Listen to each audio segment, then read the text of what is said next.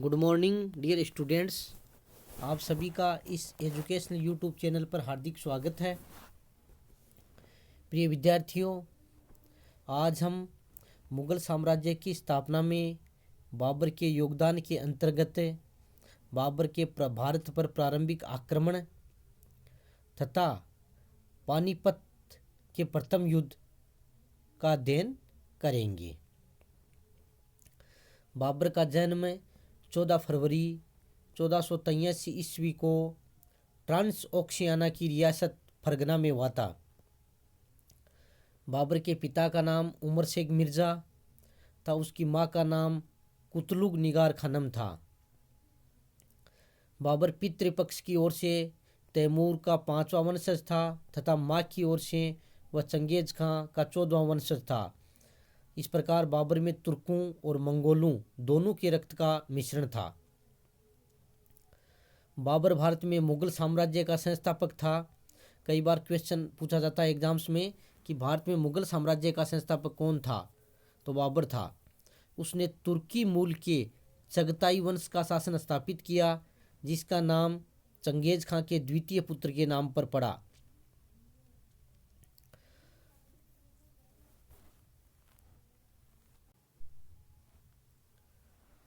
बाबर अपने पिता की मृत्यु के बाद 11 वर्ष की आयु में ही 1494 ईस्वी में फरगना की गद्दी पर बैठा। 1496 ईस्वी में बाबर ने समरकंद को जीतने का असफल प्रयास किया था, क्योंकि वह बाबर अपने पैतृक क्षेत्र को जीतना चाहता था। लेकिन बाद में 1497 ईस्वी में बाबर ने समरकंद को जीता।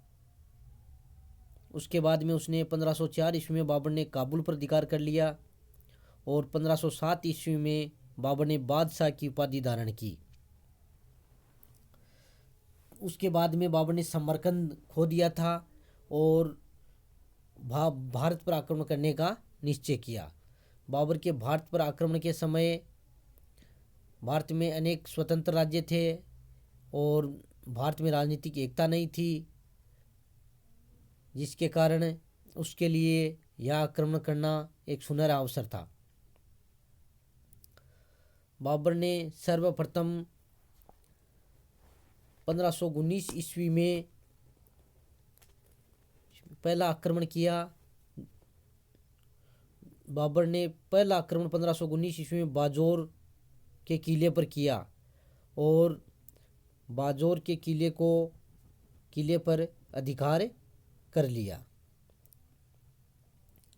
इसके बाद में 1519 ईस्वी में ही यानी बाजोर के आक्रमण के समय उसने बेरा के किले को जीतने का प्रयास किया और बेरा के किले पर भी उसने अधिकार कर लिया। इस प्रकार बाबर के जो प्रारंभिक आक्रमण हैं 1519 ईस्वी से 1524 ईस्वी तक 4 बार उसने भारत पर आक्रमण किए थे। पहला आक्रमण 1519 ईस्वी में, दूसरा आक्रमण भी 1519 ईस्वी में, तीसरा आक्रमण 1520 ईस्वी में किया था और चौथा आक्रमण 1524 ईस्वी में किया था। चौथे आक्रमण में बाबर ने लाहौर व दीपालपुर को जीता था। इसके बाद में पानीपत की विजय की थी। पानीपत विजय का आक्रमण यानी जो इब्राहिम लोदी पर आक्रमण किया था वो बाबर का 5वां आक्रमण था। पंजाब के सूबेदार दौलत खां लोदी व इब्राहिम लोदी के चाचा आलम खां लोदी ने बाबर को भारत पर आक्रमण करने का निमंत्रण दिया था।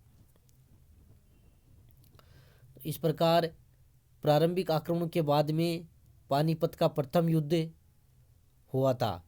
21 अप्रैल 1526 ईस्वी को बाबर और इब्राहिम लोदी के बीच ये युद्ध हुआ और इस युद्ध में इब्राहिम लोदी पराजित हुआ और बाबर की विजय हुई तथा भारत में मुगल साम्राज्य की स्थापना हुई। तो ये जो प्रारंभिक आक्रमण के बाद में बाबर ने इब्राहिम लोदी से युद्ध करने का निश्चय किया और इस युद्ध में अबुल फैजल और फरिश्ता ने बाबर की सेना की संख्या 12,000 बताई है और इब्राहिम लोदी की 1 लाख बताई है। हालांकि इस पर सभी इतिहासकार एक मत नहीं हैं। 21 अप्रैल 1526 ईस्वी को सुबह युद्ध प्रारंभ हो गया। बाबर की सेना के दाएं व बाएं भाग में तुलुगमा दस्ते थे और बाबर स्वयं केंद्र में रहा था। बाबर के पास पैदल और घुड़सवार सेना के अलावा तोपखाना भी था और अफगानों ने बड़ी तीव्रता से मुगलों पर आक्रमण किया, परंतु बाबर के तोपखाने के आगे वो टिक नहीं सके। अंत में शाम तक बाबर की सेना की पूर्णतः विजय हुई और इब्राहिम लोदी अपने 15,000 सैनिकों के साथ में मारा गया था। इस निर्णायक विजय के बाद में बाबर ने हुमायूं और मेहंदी ख्वाजा को क्रमशः आगरा और दिल्ली पर अधिकार करने तथा सुल्तान के खजाने की सुरक्षा के लिए भेजा। इस प्रकार दिल्ली और आगरा पर भी बाबर का अधिकार हो गया। पानीपत के युद्ध के परिणाम। पानीपत का युद्ध है वह मध्यकालीन भारतीय इतिहास की एक महत्वपूर्ण घटना है। इसने दिल्ली सल्तनत के स्वरूप को पूर्णतः बदल दिया। इस युद्ध के परिणाम स्वरूप लोधी वंश की समाप्ति तथा मुगलों का उदय हुआ। हिंदुस्तान की सर्वोच्च सत्ता अफगानों के हाथ से निकल गई और दिल्ली में मुगल वंश की स्थापना हुई। और इसके बाद में भारतीय सभ्यता और संस्कृति के क्षेत्र में भी महत्वपूर्ण परिणाम हुए। भारत में मुगल सभ्यता और संस्कृति का समन्वय हुआ। बाबर की इस युद्ध में बाबर की सफलता के क्या कारण थे जिसके कारण से बाबर को विजय प्राप्त हुई। पानीपत के युद्ध में बाबर की सफलता के कारणों में उसका तोपखाना, उसका कुशल सेनापतित्व, सुव्यवस्थित सैन्य संगठन और बाबर की तुलुगमा युद्ध पद्धति और तोप सजाने की उस्मानी विधि, ये जो पत्तियां थी जिसके कारण बाबर को इस युद्ध में सफलता प्राप्त हुई और इब्राहिम लोदी की पराजय हुई। तुलुगमा पद्धति क्या है? कई बार एग्जाम्स में पूछा जाता है। तुलुगमा पद्धति, इस युद्ध पद्धति में तुलुगमा सेना का वह भाग होता था जो सेना के दाहिने और बाएं भाग के किनारे पर खड़ा रहता था। यानी सेना के दोनों तरफ दाएं और बाएं भाग के साइड में सेना खड़ी रहती थी और फिर वह चक्कर काटकर शत्रु पर पीछे से हमला करता था। तो ये जो पत्ती है वो तुलुगमा पत्ती है। उस्मानी विधि यानी तोप सजाने की उस्मानी विधि क्या थी?